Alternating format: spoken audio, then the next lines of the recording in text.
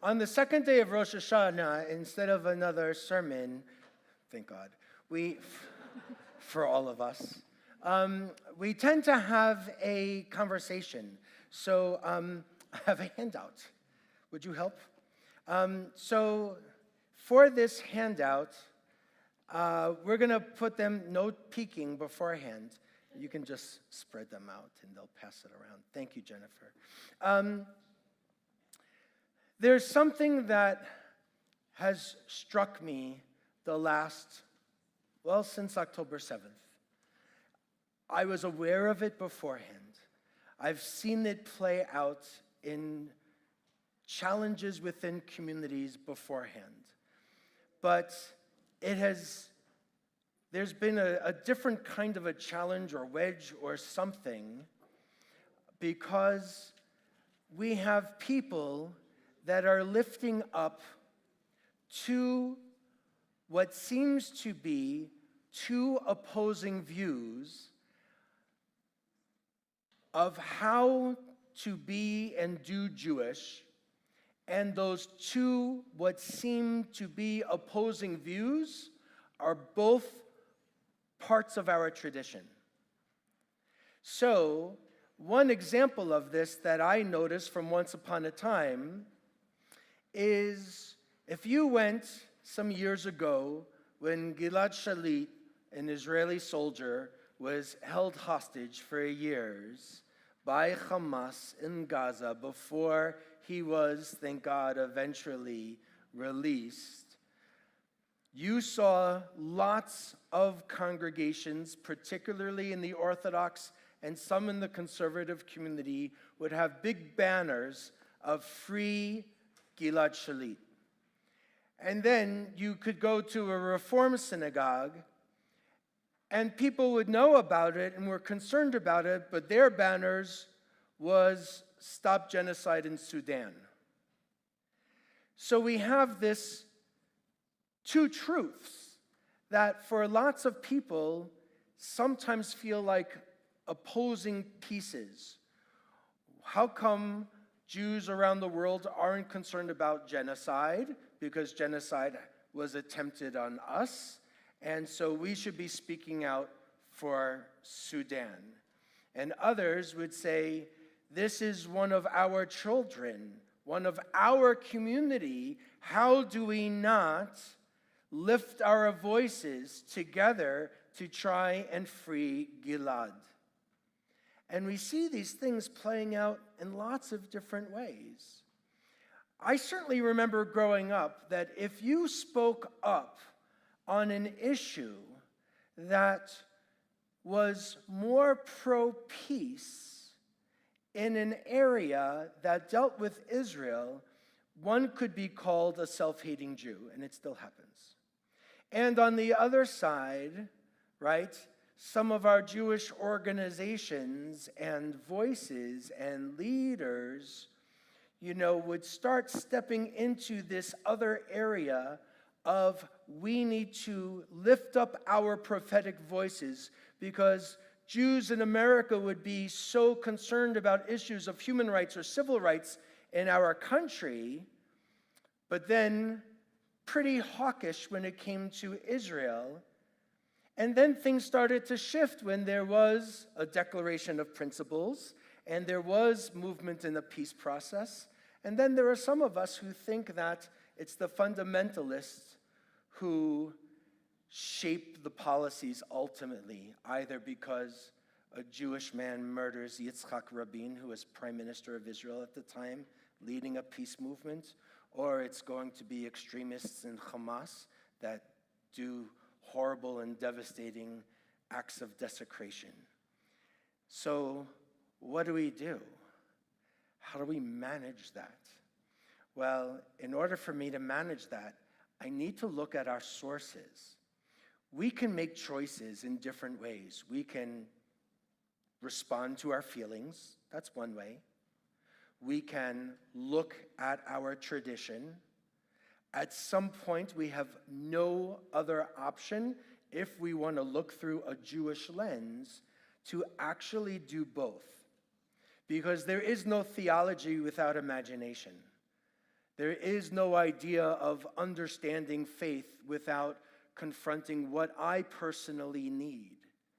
So I have in this little handout, we're not going to do all of them, but for homework, you get to look at all of them and discuss it with somebody else. Not me, but you'll discuss it with somebody else. All of these sources are going to look at different ideas in Judaism of universalism and particularism. Right? The particularism is where I am concerned about Jews and Jewish community and Jewish life and Jewish flourishing. That's particularistic. And it's in there. We know it's in there. But there's also the universalistic. And so we can make a struggle and say, I feel like, Reform Jews, Rabbi Green, too universalistic. And, by the way, I know I'm getting it right when people who are calling me too universalistic, and we asked other people in the same synagogue, our synagogue, they're calling me too particularistic. That's how I know I'm doing a good job. Everybody's mad at me a little. And I think that's fair, because we want to be heard, seen, acknowledged, and we don't want to be called out for being wrong. So how do we address these questions? So let's look at a couple of texts. Because there's people online, I'm gonna do more of the reading instead of how we like to do it here, where everybody gets to share. But this is an interactive part, right? So if you don't want to, I'm not going to call on you without raising your hand. You don't have to worry. It's not like last time. But I hope that we get to create a little bit of a brave space, right? We say it all the time, it can't guarantee a safe space. But I do think we can be a brave space and share some thoughts about these texts. I only looked at particular issues to show us the challenge. The goal in this conversation is our Jewish voices and how do we wrestle with ideas on our holiest of days. It's not to solve the problems that I used as examples. We'll do that on Yom Kippur, and everybody can get mad at me all over again, okay? So let's look at the first one. In the very beginning, in Genesis chapter 1, verse 27, so God created humanity in the divine image, right? It's humanity here is really Adam, right? Adam, in this particular version of the creation story, is more than just Adam, as in Adam and Eve. It's Adam, the first human being, because it says, in the image of God creating them, male and female, God created them. And the text shows them for this Adam, right? So some people will say Adam, in this section, it's not really about a man. This is about a human being with qualities of male and female. God created them, but there's only one reference to an Adam. There's a second creation story about human beings, and it's about Adam and Eve. So this is clearly a universalistic look at an ultimate human being, right? Let's look at Isaiah 2. And it shall come to pass in the end of days that the mountain of the divine house shall be established as the top of the mountains. And many people shall go and say, come ye, let us go up to the mountain of the eternal, to the house of God of Jacob. And God will teach us of the divine ways, and we will walk in those paths. For out of Zion goes forth the law and the word of the eternal from Jerusalem. Sorry about our sound system. We're having some troubles. So many people's is this idea that it's not just about us. There's one God for all people.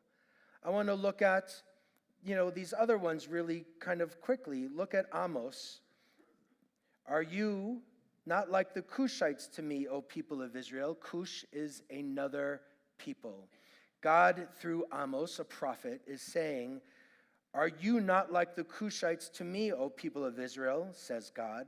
Did I not bring up Israel from the land of Egypt, and the Philistines from Caphtor, and the Syrians from Kir? I think this is the best example. The best example in our biblical text of what the concerns are, how we can look at other peoples in relation to us. from these couple of universalistic texts, what's your impression?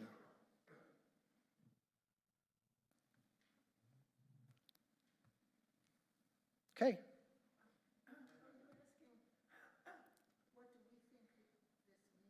Yeah.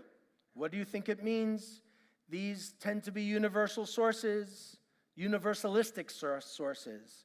What do you think this means to us, or can mean?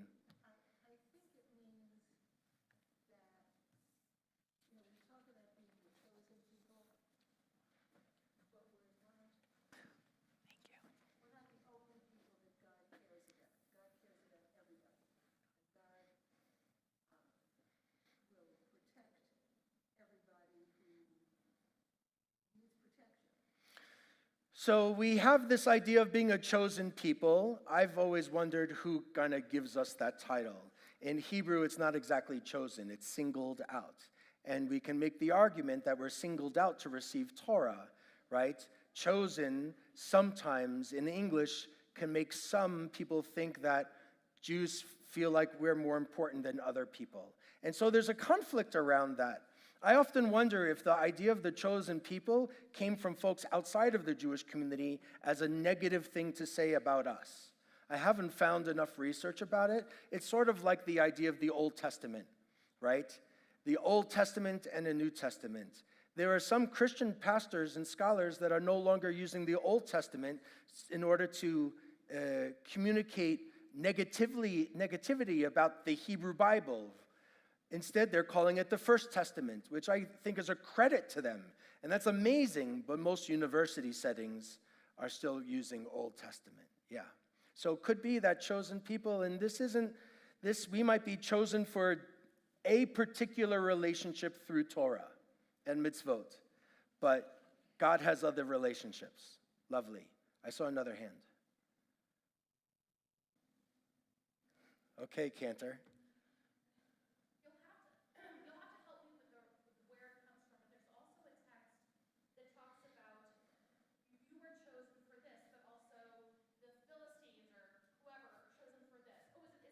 That's the Amos text. Oh, yeah. And I think that there's like a little, I'll be honest, there's a little part of me that's like, wait, but I think if we look more holistically at the bigger picture, I mean, if we are created in the divine image, then we can't be the only chosen. We can't be the only single. So if all people are created in God's divine image, then we can't be the only chosen is your part. And it kind of goes back to that very first text from Genesis, right? The rabbis make it clear in their own teachings that it's very deliberate that the Bible, the Hebrew Bible, does not start with Abraham and Sarah.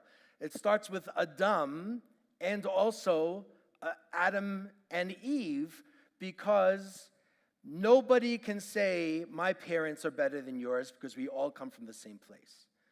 Universalistic. Let's look at the particularistic, right? Look at the bottom of that first page in Exodus. Now, therefore, if you will hearken unto the divine voice indeed and keep the covenant, then you're going to be God's own treasure. See, this is the singled out part. You're going to be treasured from among the peoples, for all the earth belongs to the divine, and you shall be unto God a kingdom of priests, a holy nation. We see a similar kind of a thing in Deuteronomy. Let's turn the page onto the second page. Deuteronomy 14, for you are a holy people unto the eternal our God. The eternal has chosen you to be God's own treasure. So now we're really confused about this chosen and singled out message. How do you respond to this particularist? Yeah.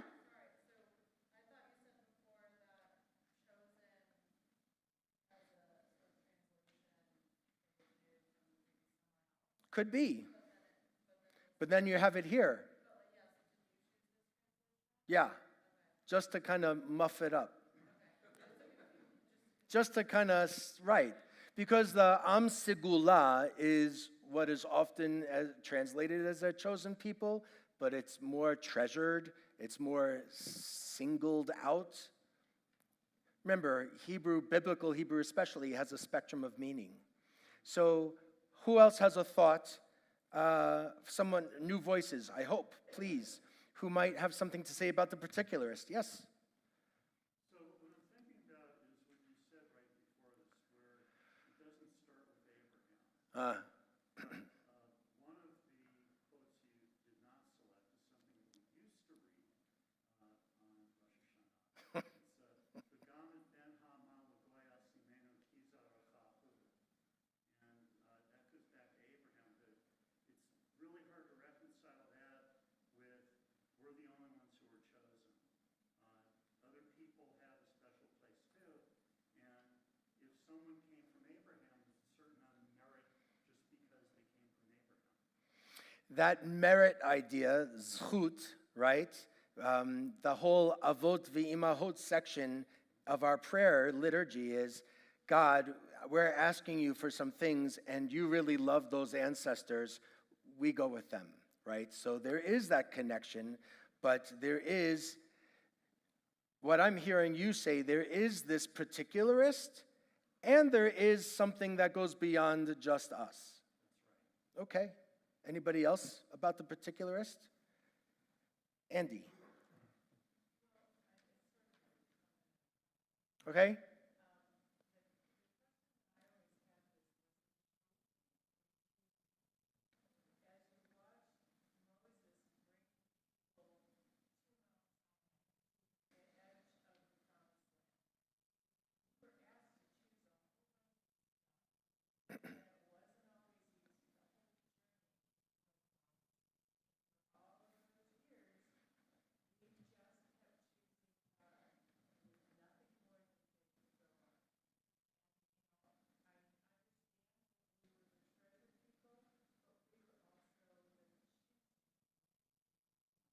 I think that's a great commentary. I do. I love the idea of a choosing people, right? For sure. Love that. One more voice, someone who hasn't gone? All right, Brian. I was just thinking about, you know how when they would take like the sheep or the cattle and they would choose the seventh one to mark to be sacrificed? I was thinking about what story that seventh one might tell about being chosen. So, If they feel treasured or if they feel special, you know, what's the narrative they tell? And that chosenness from that perspective. And, you know, and chosenness has, you know, means different things depending on which side of the equation you're on. so he said that chosenness means different things depending on which side of the equation you're on. I think that's super true. And the first part of it was, you know, if for these animals that are brought up for sacrifice, how would they have felt? Would they have felt special for being chosen to be offered? The rabbis in their commentaries absolutely said so. That even not everybody believes in classic Jewish thought that animals have souls, but there are some who do, to be sure. And they thought that their souls would be elevated because, you know, for a meal, for Shabbat, for whatever, or to be used for tefillin or to make a Torah scroll. You know, there is this idea of sacrifice being lifted up. Because remember, sacrifice isn't just, it's not taking, it's drawing closer. Well, and even in the reading that you didn't choose the reading about the sacrifice, but the reading... Well, that wasn't a sacrifice. I know, but Right. Abraham was contemplating Yes. sacrificing Abraham was contemplating sacrificing Isaac. Yeah. Yeah. So I was thinking about it from that perspective. Yeah. Isaac's perspective. And again, rabbinic commentaries give voice to Isaac, and Isaac is like fighting for this, wants this for himself. That is an amazing commentary. It's interesting why they might write it, though, because they're struggling with it, and they want Isaac to feel like he's going along and not being, executed. Or is it that the idea of sacrifice for God is something that is amazing, right? There's a lot of us that have a struggle with that. Let's look at a couple of others. right? I know I could do this for an hour, but some of you, might need to go. But let's look at a couple of others. I'm going to say on that second page, under Talmudic perspectives, let's look at the second one where it says Sanhedrin 59a.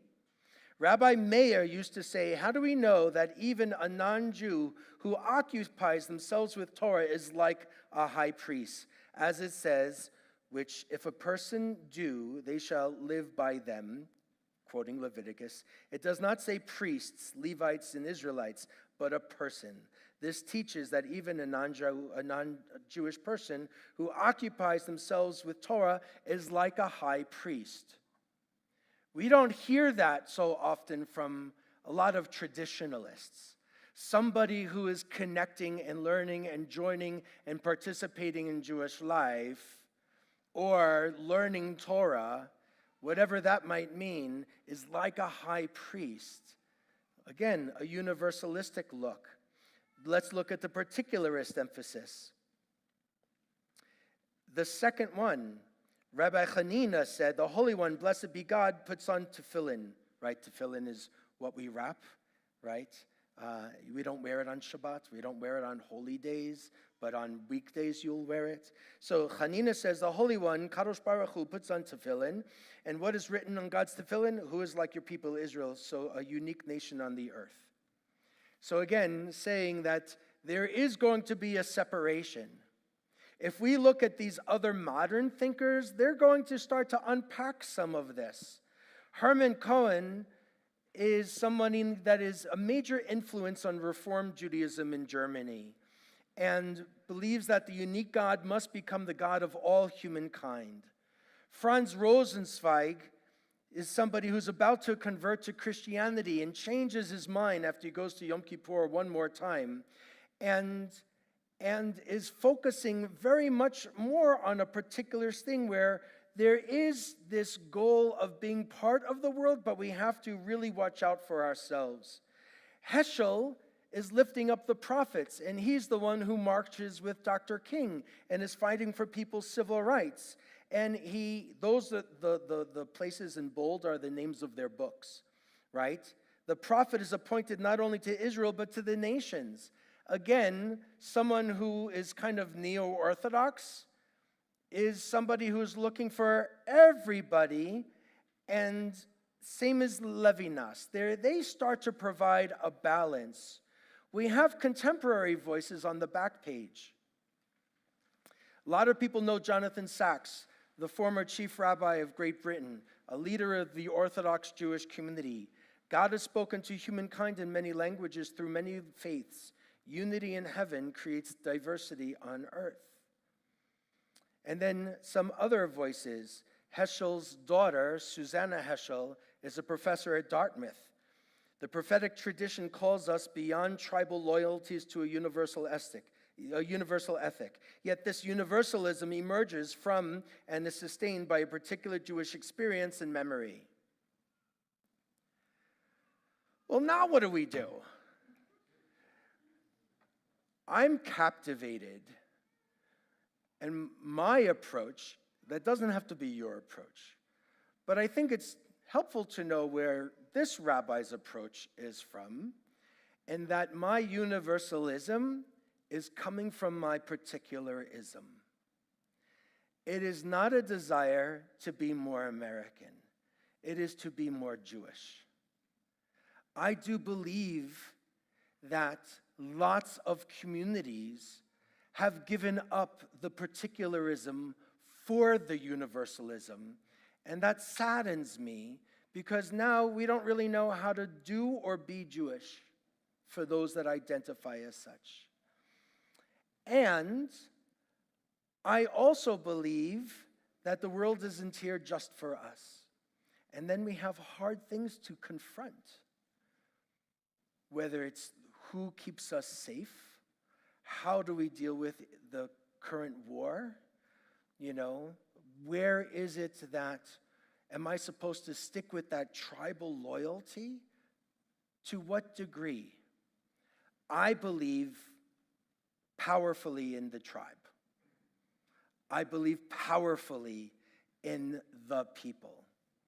my affection is for my indigenous people. And I recognize that there are other indigenous peoples, and even if I don't know them, and maybe my affection is for my own family, so to speak, I also have responsibility for them as a Jew. So how do we balance those things and address the concerns of our lives in our world? Good luck with that.